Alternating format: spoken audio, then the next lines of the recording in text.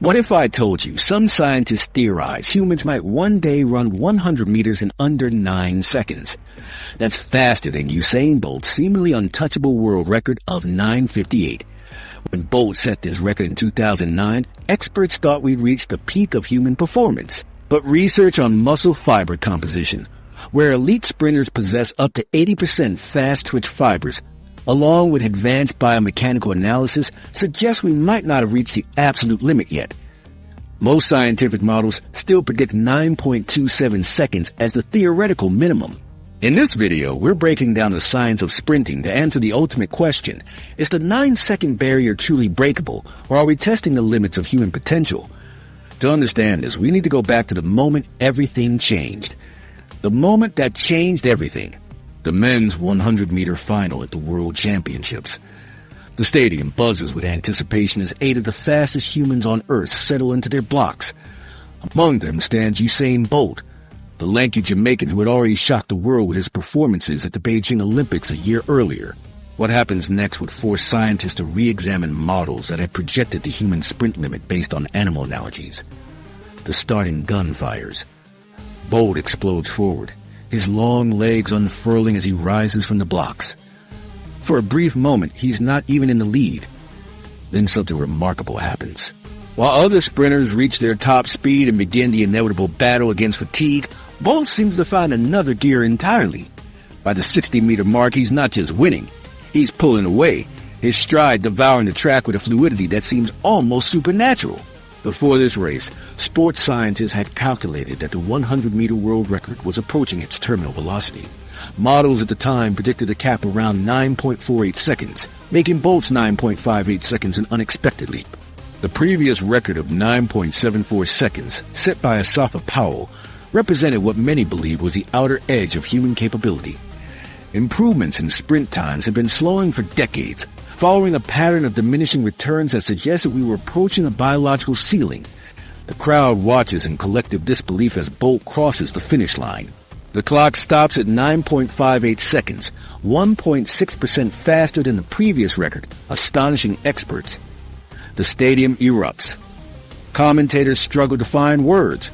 Sports scientists around the world immediately begin questioning their models and assumptions. What makes this achievement even more astonishing is what frame-by-frame analysis later revealed. Bolt actually began celebrating before he crossed the finish line. His arms spread wide in his signature lightning bolt pose, his face turned toward the crowd rather than focused on the finish line. Physics-based studies, including research by Erickson HK, calculated that without this premature celebration, Bolt might have posted a time closer to 9.52 seconds. This record has now stood unbroken for over 14 years. Think about that for a moment. In an era when athletes have access to advanced training methods, computer-optimized nutrition, recovery technologies that border on science fiction, and financial resources that allow full-time dedication to their craft, no one has come within 1/10 of a second of Bolt's mark. The closest anyone has come is 9.76 seconds, still nearly 2/10 of a second behind. What made this performance so extraordinary wasn't just the time, but how Bolt achieved it. Most elite sprinters appear to be working at maximum effort, their faces contorted and strained, every muscle fiber visibly recruited in the battle against time and gravity. Bolt, by contrast, made it look almost casual. His face remained relatively relaxed, his movement pattern fluid rather than forced. This suggests something truly remarkable. Bolt might not have even reached his absolute physiological limit that day in Berlin. So what exactly happened during those 9.58 seconds that still has scientists puzzled? How did a single human being shatter expectations so dramatically? The answers involve a complex interplay of genetics, biomechanics, neurology, and perhaps even statistical probability, the likelihood of a perfect outlier appearing within the human population. To appreciate the magnitude of Bolt's achievement, consider this. His 9.58 second record represented a 1.6% improvement over the previous world record. That might not sound impressive until you understand the context of sprint performances. At the elite level, records typically fall by hundreds of seconds, not tenths. A 1.6% improvement in a mature athletic event is similar to someone suddenly running a marathon in under 2 hours and 1 minute when the previous record was 2 hours and 4 minutes. It's the difference between impossible. Sports scientists now use Bolt's performance as a case. Studying exceptionalism, an example of how population outliers can dramatically exceed the predictions of even the most sophisticated statistical models. His combination of height, 6 feet 5 inches, leg length, muscle fiber composition, neuromuscular efficiency, and technical execution created a perfect storm of speed that might occur only once in several generations. The immediate question that followed Bolt's performance, and that still occupies researchers today, is whether this record represents a singular anomaly or a new understanding of human potential. Did Bolt simply push the ceiling higher, or did he demonstrate that there might not be a ceiling at all? If one exceptional human could so dramatically exceed predicted limits, could another go even further? To answer this question, to understand if the 100-meter world record could not just be broken again but shattered to below 9 seconds, we need to break down exactly what happens during the 100-meter sprint. We need to understand the physics, the biology, and the biomechanics that determine how fast a human being can possibly travel using nothing but the power generated by their own muscles. The 100-meter sprint might seem like a simple event, run as fast as you can in a straight line, but this apparent simplicity hides a remarkable complexity. When a human body accelerates from stillness to speeds approaching 28 miles per hour in less than 5 seconds, then maintains that velocity against increasing fatigue, dozens of physiological systems must work in perfect harmony. Understanding these systems and their limitations helps us understand whether Bolt's record represents the outer edge of human capability or whether there's still room for improvement. As we analyze each component of sprint performance, from the explosive power needed for acceleration to the neurological efficiency required for maximum velocity, we'll discover whether the 9-second barrier represents a brick wall or merely a challenging hurdle in the path of human achievement. What most people don't realize is that sprinting isn't as straightforward as it appears. The science of sprinting, breaking down the 100 meters. A 100-meter sprint is actually a complex sequence of 3 distinct phases, each requiring different physical abilities from the athlete. This seemingly simple race represents one of the most demanding physical challenges in sports, with each segment testing unique physiological attributes that rarely coexist in a single human body. Sports scientists divide the 100 meters into 3 critical phases: acceleration, maximum velocity, and deceleration. Each phase operates under different physical principles and challenges the human body in distinct ways. Think of it like a 3-act play where the protagonist needs entirely different skills to succeed in each act. What makes sprinting so fascinating is that most athletes can only excel in one or two of these phases. Some are explosive starters who dominate the first 30 meters but fade later. Others are top-end specialists who reach impressive maximum speeds but take too long to accelerate. The truly exceptional sprinters, those who break world records, somehow master all 3 phases, a combination so rare it might appear only a few times in a generation. During the acceleration phase, covering roughly the first 30 meters, sprinters must generate enormous power from a crouched position. This is perhaps the most technically demanding part of the race. From a dead stop, the athlete fights against complete inertia, converting the potential energy stored in their muscles into forward motion. Their body angle starts at approximately 45 degrees to the ground, gradually becoming more upright as they accelerate. In these first seconds, sprinters aren't even close to their top speed. They're reaching only about 50% of their maximum velocity. The physics here is all about overcoming inertia and generating force. Each foot contact with the track produces ground reaction forces measuring between 4 to 5 times the athlete's body weight. These forces must be directed properly. Too much vertical force wastes energy by pushing the runner up instead of forward. The acceleration phase is where smaller, more compact athletes traditionally have an advantage. Their shorter limbs allow quicker movements and faster force production against the track. This is why many elite sprinters stand around 5 feet 10 inches, 1.78 meters, making Bolt's success as a 6 feet 5 inches sprinter even more remarkable.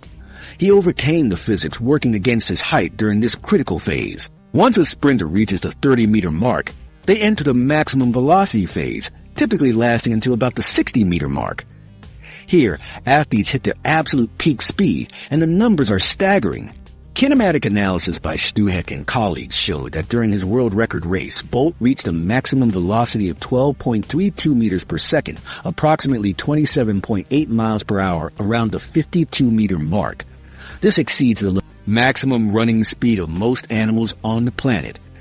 In this phase, the sprinter's body becomes more upright, with their center of gravity directly above their foot strike.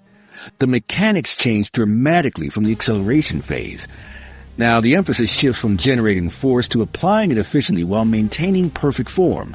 Any small technical error, arms crossing the midline of the body, hip dropping, or head tilting, creates drag and wastes precious energy. Research published in PubMed shows that the maximal velocity phase actually lasts only about 0.5 to 1 second before the acceleration begins. During this brief window, elite sprinters like Bolt make contact with the ground for just 0.085 to 0.095 seconds per stride, as documented by Huygen and colleagues in 2015. This incredibly brief contact time creates a spring-like effect that propels the runner forward. Modern footwear technology enhances this effect, with models attributing approximately 4% running economy improvement to energy return in Bolt shoes, according to Fukumer's 2017 research. The final act in this three-part drama begins around the 60-meter mark with the deceleration phase. This is where championships are won and lost, records broken or missed. As sprinters push beyond 60 meters, physiological reality sets in. Lactic acid builds up in the muscles, ATP. The cellular energy currency depletes rapidly, and fatigue becomes inevitable. Every sprinter slows down in this final phase. The only question is how much. In typical elite sprinters, the speed decrease ranges from 5 to 7% by the finish line. Even with perfect technique, the laws of physiology eventually prevail. What made Bolt's record so extraordinary was how he managed his final phase. While other sprinters began their deceleration around 60 meters, data analysis shows Bolt continued accelerating until approximately the 70-meter mark. Once he began slowing, his rate of deceleration was significantly less than his competitors. This combination, accelerating longer and decelerating less, created the perfect speed curve that resulted in his unmatched performance. What physical attributes allow certain humans to master these phases better than others? The answer involves a complex interplay of factors: muscle fiber composition, limb length, neural efficiency, and biomechanical advantages that we'll explore in upcoming sections. Each elite sprinter represents a unique combination of these attributes, but Bolt somehow possessed the optimal blend across all categories. Understanding these three distinct phases reveals why Bolt's record remains so difficult to break. A sprinter might emerge with explosive acceleration that exceeds Bolt's, but without his maximum velocity capabilities, they'll fall short.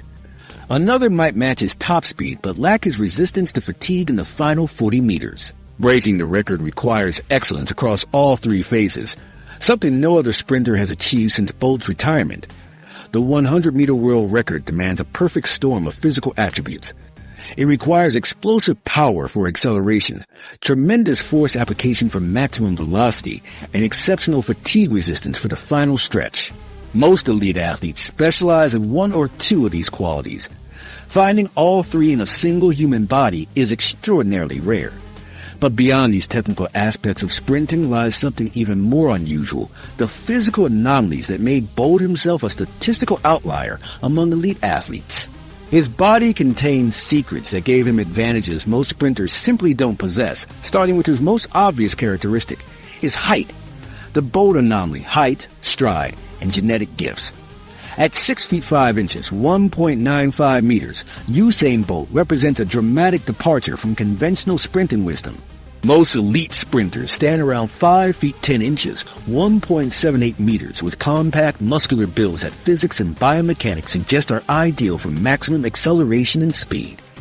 This stark height difference isn't merely a curiosity, it fundamentally challenged established principles about the optimal physique for world-class sprinting. Traditional sprinting theory held that taller athletes face significant disadvantages. Their longer limbs require more time to accelerate, potentially creating slower reaction times from the blocks. Their larger frames generate increased air resistance, a critical factor when approaching speeds of 28 miles per hour. The physics seems straightforward. A taller athlete has a higher center of mass, requiring more force to accelerate from a standstill. Each of Bolt's limbs carried more mass to move than his shorter competitors, while his torso created a larger surface area, generating more drag with every step. By conventional understanding, these factors should have relegated Bolt to mediocrity. Instead, his physical anomalies created advantages that overwhelmed these theoretical disadvantages. Most significant was his extraordinary stride length. At top speed, Bolt's stride measured 2.44 meters, nearly 8 feet per stride, and 5 to 8% longer than other elites, according to Stu Heck and colleagues. This remarkable reach allowed him to complete the 100-meter sprint in only 41 steps, while competitors needed between 45 and 48 steps to cover the same distance. The step count difference represents a fundamental efficiency advantage. Each stride requires energy expenditure, muscles contracting and relaxing, force being generated and applied against the track. By taking fewer strides, Bolt conserved energy that his competitors had to expend. His unusual height, typically considered a disadvantage in sprinting, transformed into his greatest asset once he reached full stride. Former Great Britain sprinter Craig Pickering captured this paradox perfectly when he noted that Bolt's height meant he shouldn't have been able to accelerate as he did, given the length of his legs. However, once he reaches top speed, he has a massive advantage over everyone else because he's taking far fewer steps. The physics behind this advantage becomes clear when examining the relationship between stride length and stride frequency. Most elite sprinters maximize their speed through high stride frequency, taking many steps very quickly. Bolt found a different formula. His longer stride meant he could achieve comparable speeds with a lower stride frequency, reducing the metabolic cost of his sprint and allowing him to maintain his velocity longer than competitors. Biomechanical analysis revealed another unusual characteristic in Bolt's running form: consistent functional asymmetry in his stride pattern. Research by Stu Heck and colleagues analyzing his 2009 record run showed his left leg stride was measurably longer than his right, creating an unusual but effective running pattern. While most coaches would try to correct such asymmetry, Bolt's body naturally found this pattern, suggesting it optimized his unique physiology. Beyond his height and stride length, Bolt's body proportions were also uniquely suited for sprinting. He possessed a relatively shorter torso and longer legs than average for his height. This distribution of his 6 feet 5 inches frame gave him the stride advantage of a tall person while minimizing some of the torso drag that would typically accompany such height. His proportions effectively optimized the advantages of height while mitigating some of the disadvantages. When Bolt accelerated past the 30-meter mark and his body unfolded to its full height, this combination of attributes created a running machine unlike anything seen before in sprinting. While smaller sprinters generated speed through rapid turnover of their legs, Bolt generated comparable velocity through fewer, longer, more powerful strides. The visual contrast was striking. Bolt appeared to be working less while moving faster. The starting block presented one phase where Bolt's height remained a disadvantage. Physics dictates that longer limbs require more time to generate force, particularly from a crouched position. Bolt compensated with exceptional explosive power, but his reaction times from the blocks were never his strength. His ability to overcome this theoretical disadvantage demonstrates his remarkable physical gifts. Scientists and coaches studying Bolt's physique have identified what they call the Bolt anomaly, the rare combination of physical attributes that may appear only once in generations. His unique proportions distributed his height in a way that maximized stride advantage while minimizing drag. His natural asymmetry created an efficient pattern perfectly suited to his body structure. Could these physical anomalies ever be replicated? The combination seems extraordinarily rare. Height is determined by genetics and nutrition during development. Limb proportions are largely genetic. Stride asymmetry develops naturally as the body finds its most efficient movement pattern. Finding all these characteristics in a single individual with the additional qualities needed for elite sprinting, fast-twitch muscle fiber composition, neural efficiency, psychological resilience, represents a statistical improbability that borders on the unique. Sports scientists now recognize Bolt as a physical outlier whose unique combination of attributes allowed him to break records thought unbreakable.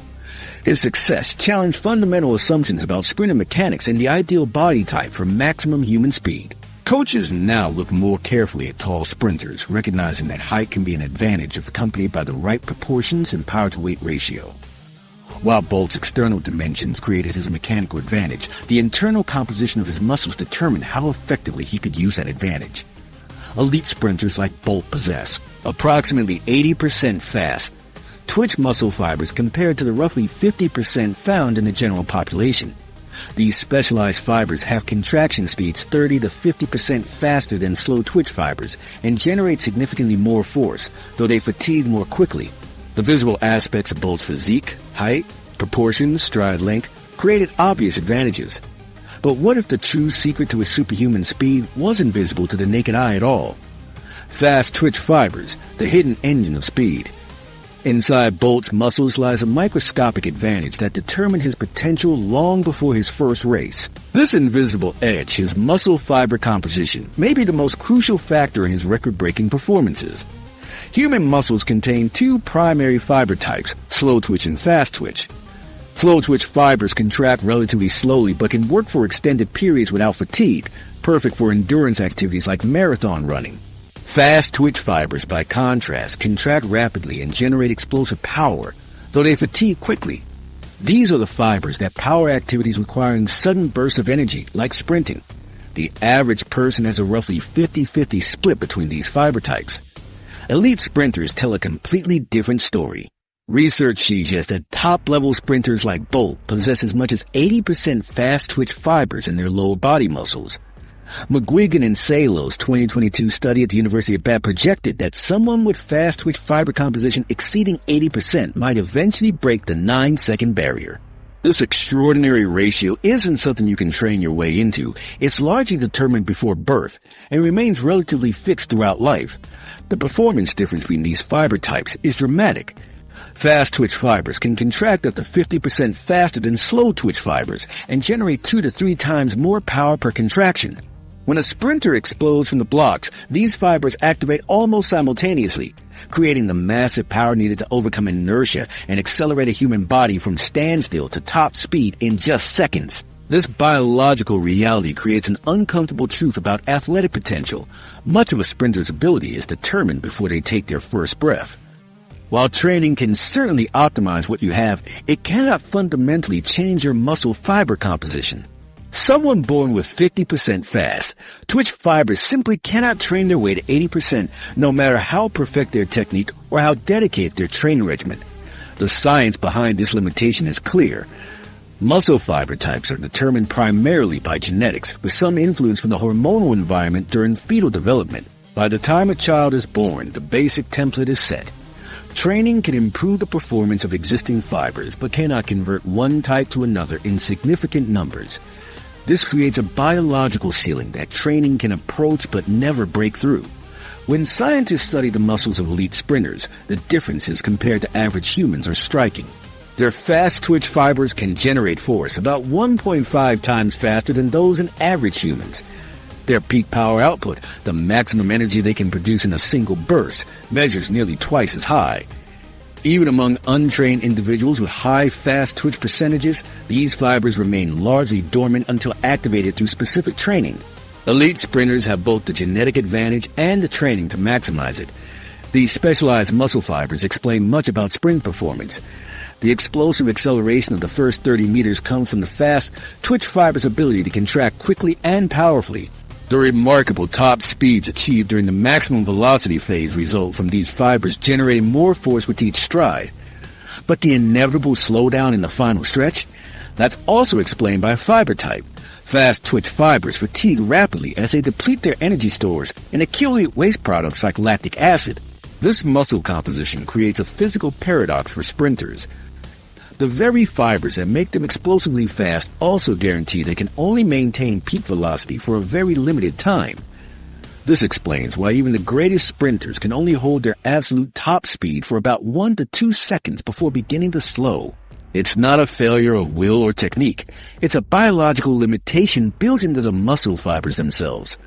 Bolt's extraordinary muscle composition gave him remarkable advantages, but it also highlights the genetic component of elite athletic performance. His fast twitch percentage, combined with his unusual height and stride length, created a sprinting machine that could both accelerate powerfully and maintain top speed longer than his competitors. Largely genetic and sets firm biological limits on performance. What does this mean for the future of sprinting records? It suggests that breaking records requires finding individuals with increasingly rare genetic advantages. Each new world record holder likely represents a more extreme outlier in terms of fast twitch fiber percentage and distribution. As records improve, the pool of humans capable of breaking them shrinks. Based on our understanding of human muscle physiology, scientists have attempted to calculate the absolute theoretical limit for 100-meter sprint times. These calculations, incorporating known limits of muscle fiber contraction speeds, energy systems, and biomechanics, suggest that the absolute fastest a human could potentially run 100 meters would be around 9.27 seconds, just 0.31 seconds faster than Bolt's current record. This theoretical limit assumes a perfect combination of factors: optimal fast twitch fiber percentage, ideal biomechanics, perfect conditions, and flawless execution. Reaching this time would require finding someone with even more favorable genetics than Bolt, combined with perfect training and technique. Given how rare Bolt's combination of attributes already is, finding someone significantly better becomes increasingly improbable. The evidence from muscle fiber research suggests we're approaching the asymptotic limit of human sprint performance. While we may see incremental improvements through better training methods, nutrition, and recovery techniques, the fundamental biological constraints remain. The 9-second barrier represents not just a psychological milestone, but potentially a physiological one as well. Yet biology rarely deals in absolutes. The incredible diversity of the human genome means there's always a possibility, however small, that someone exists with an even more favorable muscle composition than we've ever measured. Someone with perhaps 85% fast twitch fibers combined with optimal limb proportions and neural efficiency might push the boundaries just a bit further. But muscles alone don't create a champion sprinter. Even the perfect muscle fiber composition requires an equally optimized delivery system. The most powerful engine is useless without the right chassis and transmission to harness that power. Have you ever... The biomechanics of perfect sprinting. The biomechanics of elite sprinting reveal why some athletes appear to glide effortlessly while others seem to struggle against their own bodies. When watching Usain Bolt race, this difference becomes strikingly apparent. His movement looks fluid and natural, while competitors strain visibly. This distinction isn't merely about talent or muscle composition, but about the complex science of biomechanics, how the human body generates, directs, and applies force during movement. Perfect sprinting biomechanics requires an intricate coordination of forces that few humans ever truly master. From head position to foot strike angle, every element must work in harmony to transform muscular power into forward speed. At the elite level, the margins are incredibly thin. Even minor inefficiencies, a slight torso over-rotation, arms crossing the body's midline, or improper foot placement, can cost precious fractions of seconds that separate world records from merely excellent performances. Scientists and coaches now use sophisticated assessment tools to evaluate sprinting mechanics. These composite screening methods identify critical elements of sprinting form and help detect mechanical flaws that might limit performance or increase injury risk. When all biomechanical elements align perfectly, the human body becomes an incredibly efficient speed machine. The numbers behind elite sprinting are staggering. Research from Dr. Peter Wan's lab shows that top sprinters generate ground reaction forces of 4 to 5 times their body weight with each step. For someone of Bolt size, approximately 80 kilograms, this translates to forces of 12 to 14 knots over 3,000 pounds of force applied against the track with each stride. These forces literally propel them off the track surface like springs, converting that energy into forward movement. But raw force alone doesn't create speed. The direction of force application matters tremendously. Research shows elite sprinters direct 75 to 80% of their force horizontally rather than vertically. Less efficient runners waste energy by pushing too much upward rather than forward. This directional efficiency separates truly elite sprinters from those who are merely very good. The ability to apply force in precisely the right direction represents a skill that takes years to develop and that some athletes never fully master. Bolt's unusual biomechanical advantage came from his ability to maintain a nearly perfect 45-degree knee drive while keeping his torso upright, something his competitors couldn't match consistently. This technique allowed him to generate and apply force more effectively, contributing to his exceptional top-end speed. While most sprinters struggle to maintain proper form as fatigue sets in, Bolt's technique remained remarkably consistent throughout his races. The biomechanics of elite sprinting involve a complex sequence of movements that must happen with precise timing. As the foot strikes the ground, the body absorbs the impact through the ankle, knee, and hip joints. These joints then extend explosively, transferring energy back into the track. Meanwhile, the opposite leg cycles forward, knee driving high, preparing for the next contact. The arms move in opposition to the legs, helping to maintain balance and contributing to forward momentum. At top speed, This entire cycle repeats approximately 4.5 times per second for elite male sprinters. Each cycle must be nearly identical to the last, with minimal energy wasted on unnecessary movement. Any deviation from optimal form increases energy expenditure without contributing to forward speed. The compounding effect of even minor inefficiencies over 41 steps, the number Bolt took in his record run, can add up to significant time differences. One critical aspect of sprinting biomechanics that often goes unnoticed is the role of stiffness, not flexibility, but rather the body's ability to act as a spring. When a sprinter's foot contacts the ground, their muscles and tendons briefly store elastic energy, much like compressing a spring. This energy is then released as the foot pushes off, adding to the force generated by the muscles. Elite sprinters exhibit greater leg stiffness during ground contact, allowing them to bounce off the track more efficiently. The human body contains numerous biological springs that contribute to running efficiency. The Achilles tendon, the arch of the foot, and even the fascia surrounding muscles all store and release energy during the sprint cycle. The more efficiently a runner can utilize these natural springs, the less muscular energy they need to expend to maintain speed. This elastic energy return system explains why some sprinters appear to float effortlessly while others seem to be working much harder. Could technological advances help future sprinters optimize these biomechanical factors beyond what even Bolt achieved? The science suggests there's still room for improvement. Modern motion capture systems, force plates, and AI analysis now provide immediate feedback on biomechanical efficiency.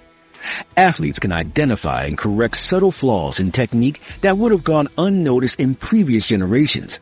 Advanced shoes designed to maximize energy return may further enhance the body's natural springiness. When biomechanical experts analyze Bolt's form, they often note that while excellent, it wasn't actually perfect. His unusual height created certain inefficiencies, particularly in his start phase. Biomechanical models suggest that with theoretically perfect form, a sprinter with Bolt's physical attributes could potentially run 100 meters in 9.27 seconds, about 0.3 of a second faster than his world record. This represents a theoretical biomechanical ceiling for someone with his physical gifts. The most fascinating aspect of sprint biomechanics is that it represents a perfect marriage of art and science. The physics principles are clear and measurable: force, momentum, energy transfer. Yet the application of these principles to human movement contains infinite subtle variations. No two elite sprinters have identical form. Each body finds its own optimal pattern based on its unique proportions, strengths, and limitations. For coaches and scientists, the challenge lies in identifying which biomechanical adjustments will benefit a particular athlete versus which ones might disrupt their natural efficiency.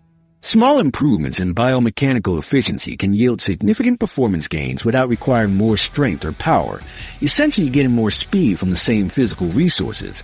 But even the most biomechanically perfect body would be useless without something else: the neural connections that control it all. The difference between good and great might not be in the muscles themselves, but in how effectively the brain communicates with them. The neural advantage, brain to muscle efficiency.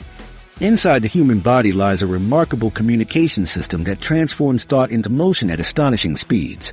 Elite sprinters possess neural pathways that operate with extraordinary efficiency, creating a brain-to-muscle connection that separates world-class athletes from everyone else. Sprint performance depends critically on how effectively the brain communicates with muscles. Your nervous system fires signals at up to 120 hertz in champion sprinters, coordinating hundreds of muscle fibers every 8 milliseconds. These signals dictate when muscles contract, how forcefully, and in what precise sequence. The speed and coordination of these signals determine how effectively a sprinter can utilize their physical attributes. The difference between average individuals and elite athletes in this neural communication is striking. Research by physiologist Peter Wine found that elite sprinters' nervous systems can activate approximately 90% of their muscle fibers simultaneously, while average people typically recruit only 60 to 70%. This means two people might have identical muscle fiber composition, but the elite athlete can access significantly more of their muscles' potential power with each contraction. This neural advantage isn't entirely innate. It develops through years of specialized training that strengthens the connection between motor neurons and muscle fibers. Each time a sprinter practices an explosive start or maximum velocity running, they're reinforcing the neural pathways that control those muscles. Over time, these pathways become more efficient, allowing faster signal transmission and more complete muscle fiber recruitment. The neural advantage appears from the very first moment of a race. Reaction time at the starting block, the interval between the starter's gun and the first detectable movement, represents the first test of neural efficiency. In his record-breaking race, Bolt's reaction time was measured at 0.155 seconds, remarkably fast for someone of his height. This fraction of a second represents the time needed for sound to reach his ears, for his brain to process that sound, and for signals to travel to his muscles initiating movement. Even this brief interval reveals extraordinary neural efficiency. Throughout the race, the brain must perfectly coordinate the firing of hundreds of muscles while making split-second adjustments based on feedback. Consider what this entails. With each stride, the brain processes information about body position, ground contact forces, momentum, and balance. It then adjusts the precise timing and force of hundreds of muscle contractions to maintain optimal form. All of this happens without conscious thought, managed by neural circuits that have been refined through thousands of hours of practice. The complexity of this neural choreography becomes apparent when you consider the speed at which it happens. At top velocity, a sprinter's foot contacts the ground for approximately 0.1 seconds. Within this brief contact, the brain must coordinate the proper sequence of muscle activations to absorb impact, generate force, and prepare for the next stride. Any timing error of even a few milliseconds can disrupt the entire sequence, wasting energy and slowing the sprinter. Elite sprinters show enhanced neural drive that allows them to reach peak force generation in about 70 milliseconds compared to 120 plus milliseconds in non-athletes. This faster rate of force development means they can generate maximum power much more quickly with each stride. The difference might seem small, but in a race where hundreds of seconds matter, this neural advantage becomes crucial. It allows elite sprinters to apply more force to the track with each step, resulting in greater acceleration and higher top speeds. Neural efficiency also explains why some sprinters maintain better form as fatigue sets in. As a race progresses, muscles begin to fatigue, making them less responsive to neural signals. Sprinters with superior neural efficiency can maintain muscle recruitment patterns more effectively even as fatigue accumulates. This allows them to maintain proper form longer, reducing the inevitable deceleration in the final phase of the race. Could future training methods enhance this neural connection beyond current human limits? This question fascinates sports scientists. Traditional training methods already target neural efficiency through exercise like plyometrics and resisted sprints. Plyometric training, which involves explosive jumping movements, has proven particularly effective at enhancing neural drive by training the nervous system to activate more motor units more quickly. Reflex training, which focuses on improving the speed of involuntary muscle responses, also shows promise for developing faster reaction times and more efficient movement patterns. What makes neural efficiency particularly interesting is that it represents one of the few areas where training can still push human performance closer to theoretical limits. While factors like muscle fiber composition are largely determined by genetics, neural efficiency remains highly trainable throughout an athlete's career. Even athletes with less favorable genetic attributes can significantly improve performance by optimizing their neural systems. The importance of neural efficiency extends beyond the individual muscles to the coordination between muscle groups. Elite sprinters display superior intermuscular coordination, the synchronized activation of multiple muscle groups. This coordination ensures that antagonistic muscles, those working in opposition to each other, don't counteract each other's force. When a sprinter extends their knee explosively, for example, the hamstring muscles must properly relax to allow full extension. Any coordination error creates internal resistance that slows the movement. Understanding this neural component of sprinting helps explain why raw strength doesn't always translate to speed. Many athletes can generate tremendous force in isolated movements like squats or leg presses, but lack the neural efficiency to coordinate these forces during high-speed running. The ability to apply force at high velocities, what scientists call rate coding, matters more for sprinting than absolute strength. While the human body's internal systems, from muscle fibers to neural connections, establish the foundation for sprint potential, external factors also play crucial roles in performance. The expression of that potential depends significantly on the environment and equipment surrounding the athlete. Even the most neurologically efficient sprinter needs the right conditions to achieve record-breaking times. Technology's role, tracks, shoes, and beyond. The technological environment surrounding the athlete plays a crucial role in determining whether a record-breaking performance is possible. From the surface beneath their feet to the shoes they wear, external factors can make the difference between setting a new world record and falling short by mere hundredths of a second. Could the right technology shave crucial tenths of a second off the 100-meter world record? When we watch sprinters fly down the track, we're not just witnessing raw human ability. We're seeing a complex partnership between athlete and technology. This relationship has evolved dramatically over the decades, with each generation of sprinters benefiting from innovations their predecessors never imagined. Modern sprinting performances rely heavily on technological innovations that weren't available to previous generations. Consider Jesse Owens' remarkable 10.2-second 100-meter time in 1936. He ran on a cinder track that absorbed energy with each footfall, wearing heavy leather shoes with hand-forged metal spikes. Transport Owens to today's world of responsive synthetic tracks and ultralight carbon-infused shoes, and scientists estimate he might have run nearly a second faster without any change in his physical abilities. This technological evolution creates an interesting tension in how we view athletic achievements. While we celebrate human achievement, the line between athletic performance and technological advantage grows increasingly blurry. Are today's records truly comparable to those of previous eras? When a record falls, how much credit belongs to the athlete and how much to their equipment? Perhaps the most significant technological advancement in sprinting has been the evolution of track surfaces. The cinder tracks of the early 20th century have given way to sophisticated synthetic surfaces engineered specifically for speed. According to Washington Post analysis, modern tracks return about 99% of energy to the runner, compared to just 60% for tracks of the 1960s. This means today's sprinters get back nearly all the energy they put into each stride, effectively making them faster without requiring them to work harder. The science behind these tracks is fascinating. Multiple layers of rubber and synthetic materials work together to create the optimal balance of firmness and elasticity. When a sprinter's foot strikes the track, the surface deforms slightly, absorbing the impact. Then, as the foot pushes off, the track returns to its original shape, pushing back against the foot and adding energy to the sprinter's stride. It's like running on thousands of tiny springs that help propel you forward. The track being installed for the Paris Olympics takes this engineering to new levels.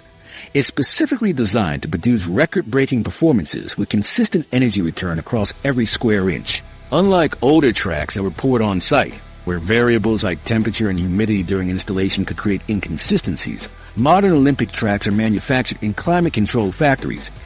Each section is precisely identical to the next, ensuring that Lane 1 offers the exact same performance characteristics as Lane 8. Footwear technology has seen equally dramatic advances. Sprint spikes have evolved from simple leather shoes with metal nails to highly engineered speed machines. Modern sprint spikes feature carbon fiber plates that store and release energy with each stride, much like the track itself.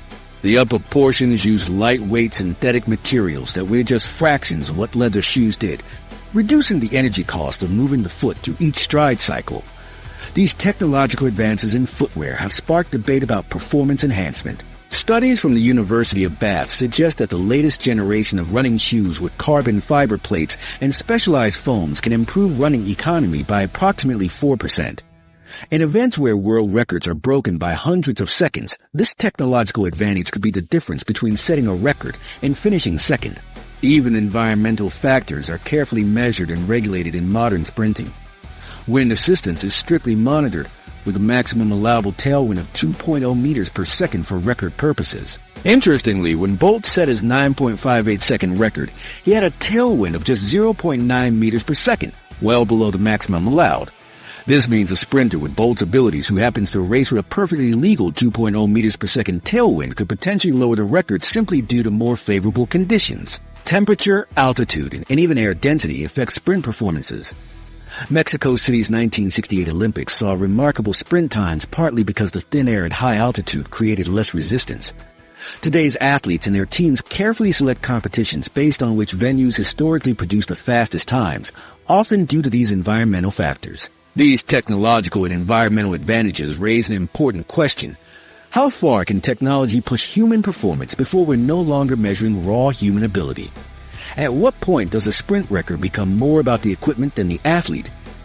Sports governing bodies face the difficult task of determining where to draw this line. Some technologies get approved while others get banned, often based on subjective judgments about what constitutes natural human performance. For example, full-body supersuits that reduce drag were eventually banned in swimming after nearly 200 world records fell in less than 2 years. Similar debates continue in track and field as shoe technology advances. Scientists who study these factors estimate that optimal technology combined with perfect conditions could potentially improve sprint times by up to 0.2 seconds compared to average conditions with standard equipment.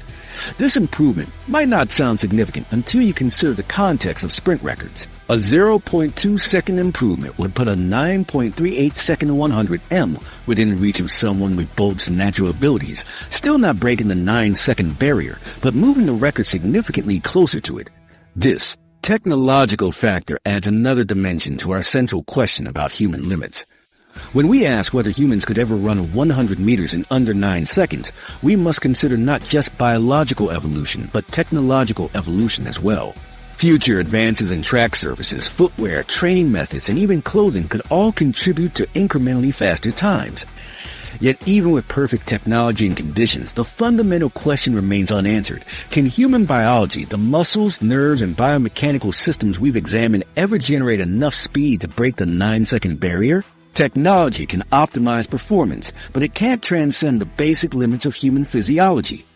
A perfectly engineered track can return nearly 100% of energy, but it can't add energy that the human body didn't generate in the first place. As we consider the possibility of a sub-9-second 100-meter sprint, we need more than anecdotes and theories. We need hard data. What do the numbers actually tell us about the ultimate limit of human sprint speed? The 9-second barrier. Mathematical models and predictions. Scientists have developed sophisticated mathematical models to determine the theoretical limits of human sprinting capability. By analyzing biomechanical equations, physiological constraints, and statistical patterns, researchers attempt to answer whether the 9-second barrier represents a breakable wall or an impossible dream. These mathematical models consider numerous variables: ground reaction forces, stride length and frequency, energy systems, and muscle fiber contraction rates. When these factors are plugged into complex equations, researchers can estimate the absolute fastest time a human might achieve in the 100-meter sprint. Interestingly, these models don't all agree. Different research teams using different mathematical approaches have reached conflicting conclusions about the breakability of the 9-second barrier. This discord highlights the difficulty in calculating the outer limits of human potential. One of the most cited studies, conducted by Mark Denny in 2008, analyzed a century of sprint performances and predicted a theoretical limit of 9.48 seconds for the 100-meter sprint. Denny's model suggested that human sprint performance would plateau, similar to patterns observed in racing animals. More recent models, which give greater weight to biological constraints like muscle fiber limitations and energy system capacities, place the absolute human limit around 9.27 seconds. This model, which many physiologists consider more realistic, accounts for the fact that even with perfect technique and conditions, human muscles can only contract at certain maximum rates, and energy systems can only supply ATP, the cellular energy currency, at finite speeds. When we examine the historical progression of the 100-meter world record, a clear statistical pattern emerges. Improvements follow what mathematicians call an asymptotic curve, a line that continuously approaches but never quite reaches a limit. Early in the 20th century, the record fell frequently and in large increments. Jim Hines broke the 10-second barrier in 1968 with a time of 9.95.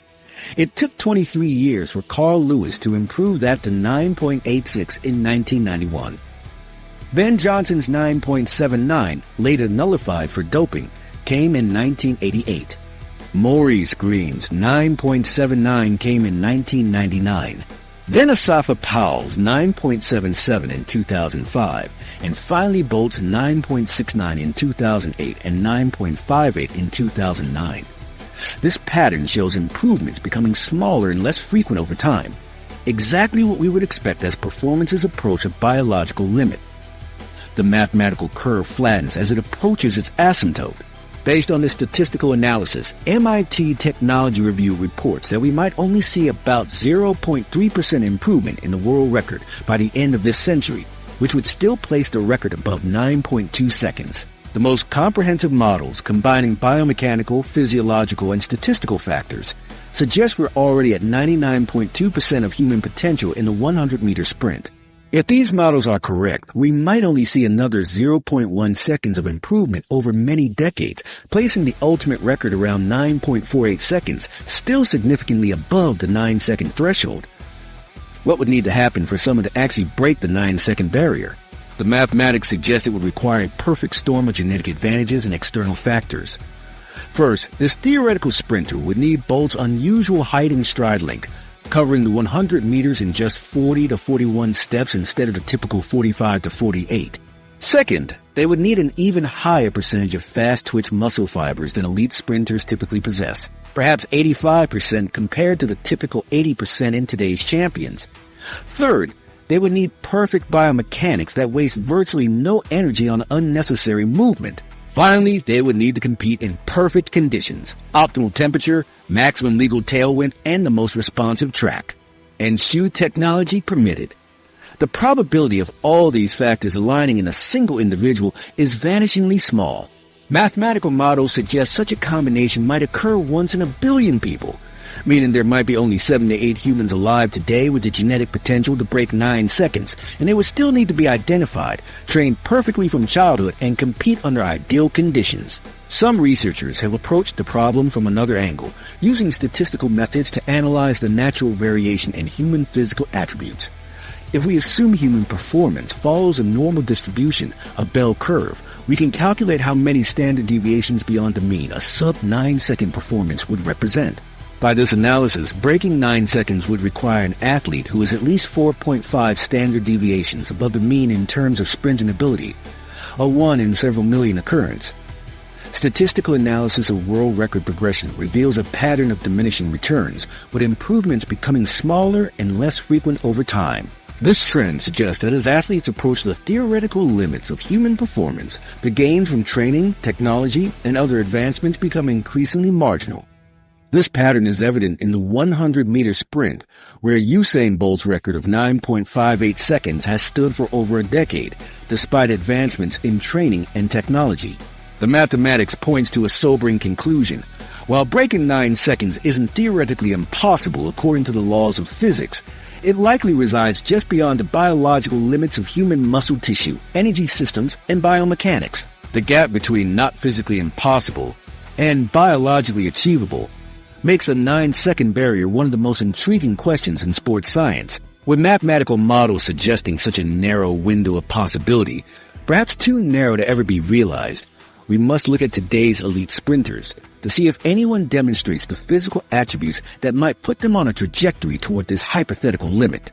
Among the current generation of sprinters, does anyone show today's contenders who could break the record? Since Bolt's retirement in 2017, the athletics world has watched closely for his successor. The Jamaican legend left behind astonishing numbers, 9.58 seconds in the 100 meters, a time that has remained untouched for over 14 years. Several of today's elite sprinters have publicly declared their intention to break this record, setting up one of sport's most compelling questions. Is Bolt's time truly unbeatable, or is there someone competing today who could rewrite the record books? Despite these bold ambitions, reality tells a sobering story. The fastest 100-meter time recorded since Bolt's retirement is 9.76 seconds, achieved by American sprinter Christian Coleman in 2019. That's a full 0.18 seconds slower than Bolt's record, a massive gap in an event where medals are often decided by hundreds of seconds. This significant difference suggests that while today's sprinters are undoubtedly exceptional athletes, they remain distant from the standard Bolt established. American sprinter Noah Lyles has emerged as perhaps the most promising contender among the current generation. The reigning world champion has openly expressed his goal of breaking Bolt's world record. Lyles brings a compelling combination of attributes to the starting line: exceptional acceleration in the crucial first 30 meters, and the ability to maintain his top-end speed through the finishing stretch. His season best of 9.82 seconds at the 2024 Paris Olympic trials demonstrates his elite capabilities, though still a substantial 0.24 seconds behind Bolt's mark. What makes Lyles particularly interesting is his racing intelligence. Unlike sprinters who excel only in the start or only in the finish, Lyles has demonstrated the ability to manage all three phases of the sprint effectively. His technique remains clean even as fatigue builds in the final 20 meters, allowing him to maintain form when other sprinters begin to break down mechanically. This technical consistency gives him a theoretical path to challenging Bolt's record that some other sprinters lack. The emerging Jamaican talent Kishane Thompson has recently generated excitement with a 9.77 second performance at the 2024 Jamaican Olympic Trials. This makes him the fastest active sprinter in the world, though still nearly 0.2 of a second behind Bolt's record. Thompson represents Jamaica's best hope to reclaim the sprint crown that Bolt held for nearly a decade. However, when scientists and coaches analyze today's elite sprinters, they find a common limitation.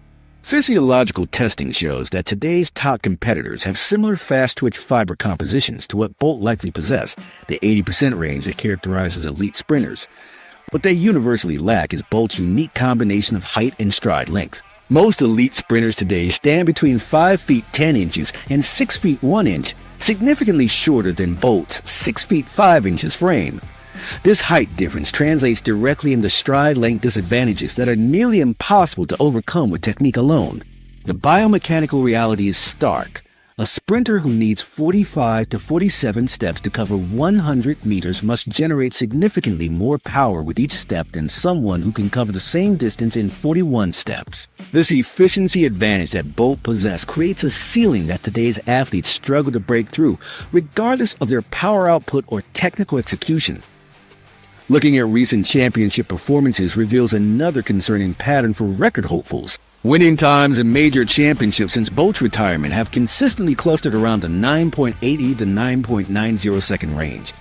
This performance plateau suggests we may be witnessing the natural ceiling of the current generation of sprinters. When multiple elite athletes with different training methods, coaches, and physical attributes all converge around similar performance limits, it often indicates a biological ceiling rather than a training limitation. What specific advantages would today's sprinters need to develop to challenge Bolt's record? The science suggests they would need to make breakthroughs in at least 3 key areas. First, they would need to improve their acceleration phase to reach top speed earlier than Bolt did. Second, they would need to achieve a higher maximum velocity than Bolt's 12.42 meters per second. And third, they would need to maintain that velocity longer into the race, delaying the inevitable deceleration phase. Improving even one of these areas significantly would be remarkable. Improving all 3 enough to break 9.58 seconds appears beyond the capabilities of today's athletes. Sports scientists who have analyzed the physical attributes of current elite sprinters note that while many demonstrate exceptional qualities, none currently possess the complete package needed to challenge Bolt's record. Some, like American sprinter Trayvon Bromell, have demonstrated exceptional starting ability but lack Bolt's top-end speed. Others, like Canada's Andre the Grouse, show remarkable endurance in the finishing stretch but can't match Bolt's acceleration phase. The combination of all these attributes in a single athlete remains elusive. Recent analysis of championship performances also reveals that while today's sprinters may occasionally approach Bolt-like performance in isolated phases of the race, none have demonstrated the ability to excel across all phases simultaneously. Some may match Bolt's 30-meter split, others his 60-meter split, but none have shown the complete race profile that would threaten 9.58 seconds. While today's top sprinters are extraordinary athletes by any standard, the conclusion is that none currently demonstrate the complete package of physical attributes and technical mastery needed to break 9.58 seconds. The gap between Bolt's record and today's best performances remains substantial enough that an improvement would likely require more than just incremental advances in training methods or technique. As Dr. McGuigan from the University of Bath noted in his research on sprint performance limits, a sub-9 second 100 meters will likely occur not in our lifetime, but someday. This assessment suggests that perhaps we're looking in the wrong place for the athlete who might eventually break this seemingly impossible barrier. Future horizons, genetics, technology, and human potential. The quest for a sub-9 second 100 meter sprint may require us to look beyond today's athletes toward future generations.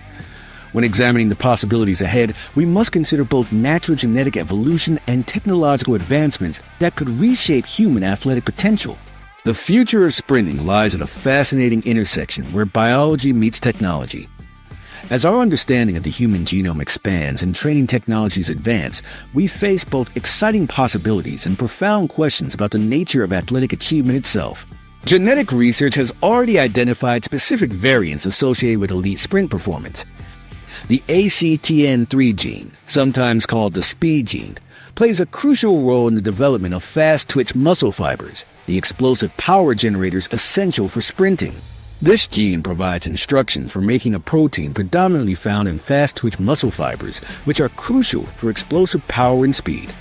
While approximately 80% of elite power athletes carry the optimal version of this gene, it's just one piece of a complex genetic puzzle. Scientists believe hundreds of genes likely contribute to elite sprint performance. The distribution of fast-twitch muscle fibers is largely determined before birth, creating a biological ceiling that training can approach but never break through. This genetic reality explains why not everyone can become an Olympic sprinter regardless of training methods. As genetic research advances, our understanding of these complex interactions improves. Scientists have estimated that the absolute theoretical limit based on muscle fiber composition would be around 9.27 seconds, just 0.31 seconds faster than Bolt's current record. Breaking the 9-second barrier would require finding someone with genetic advantages beyond what even Bolt possessed. Advanced biomechanical analysis technologies offer another avenue for potential improvement.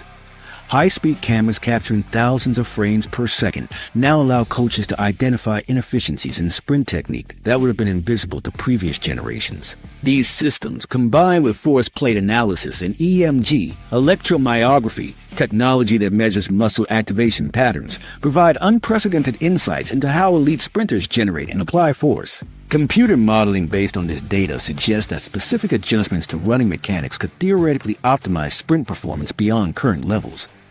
While humans have evolved for a variety of movement patterns, walking, climbing, throwing, we haven't specifically evolved to sprint 100 meters at maximum speed. Targeted training that addresses these biomechanical inefficiencies might squeeze additional performance from the human body. Some scientists speculate about a purely statistical possibility. As human population grows, now approaching 8 billion, the mathematical likelihood of an extreme genetic outlier increases. The probability of finding someone with even better natural attributes than Bolt becomes greater simply because there are more human beings. With larger numbers comes greater genetic variation and a higher chance of finding that 1 in a billion individual whose genetic makeup optimizes them perfectly for sprinting. This statistical reality creates an intriguing possibility. Somewhere in the world right now, there might be a child with the perfect genetic makeup to break the 9-second barrier. This individual would need Bolt's rare combination of height and stride length, but with even higher fast twitch fiber percentage, superior neuromuscular efficiency, and optimal limb proportions. Finding and developing such rare talent represents perhaps the most natural path to breaking 9 seconds. Scientists Polly McGuigan and Aki Salo believe a combination of genetics and training could one day lead to a sub-9-second run. Their research suggests that with the right genetic foundation and perfectly optimized training methods, the 9-second barrier might eventually fall. However, they acknowledge that such a performance would require an extraordinary confluence of factors that might not occur for generations. As our understanding of human genetics deepens, we face important questions about the boundaries between natural talent and technological enhancement. If future athletes benefit from advanced genetic screening that identifies optimal training methods for their specific genetic profile, does this constitute an unfair advantage over previous generations? These questions grow more complex as technology advances. The biological reality remains challenging. Natural human evolution makes a sub-9-second sprint improbable in the near term. Current scientific models suggest we're already at 99.2% of human potential in the 100-meter sprint, with Bolt's 9.58 standing remarkably close to the ultimate human capacity. Breaking through that final 0.8% to reach sub-9 seconds would require extraordinary advances. Perhaps the more interesting question isn't whether someone will break 9 seconds, but what such an achievement would tell us about human potential. Each generation of athletes pushes slightly beyond what previous generations thought possible. These incremental advances reveal something profound about human capability. Our limits are rarely as fixed as we imagine them to be. The 9-second barrier represents more than just a number. It stands as a symbol of the outer edge of human physical potential, a threshold that tests not just our bodies, but our understanding of what it means to be human. Whether this barrier falls next year, next decade, or never, the pursuit itself reveals the remarkable capacity of humans to push against the boundaries of what seems possible. As we consider whether the 9-second barrier will ever fall, we must recognize that the answer involves more than just physics and biology. It touches on deeper questions about human potential and the fascinating interplay between our natural limitations and our relentless drive to overcome them. The pursuit of the 9-second barrier illuminates the fascinating limits of human athletic achievement. Our analysis reveals 3 critical insights. First, Bolt's record stems from a unique combination of height, stride length, and muscle composition unlikely to be replicated soon. Second, mathematical models predict a theoretical limit around 9.27 seconds based on human physiology. Third, breaking the 9-second barrier would require a genetic outlier, with physical attributes exceeding even Bolt's remarkable capabilities, someone who might emerge in future generations rather than among today's competitors. The 100-meter sprint remains one of the Olympics' most watched events precisely because it represents this pure test of human capability. What do you think? Are human physical limits fixed by biology, or will we continue to evolve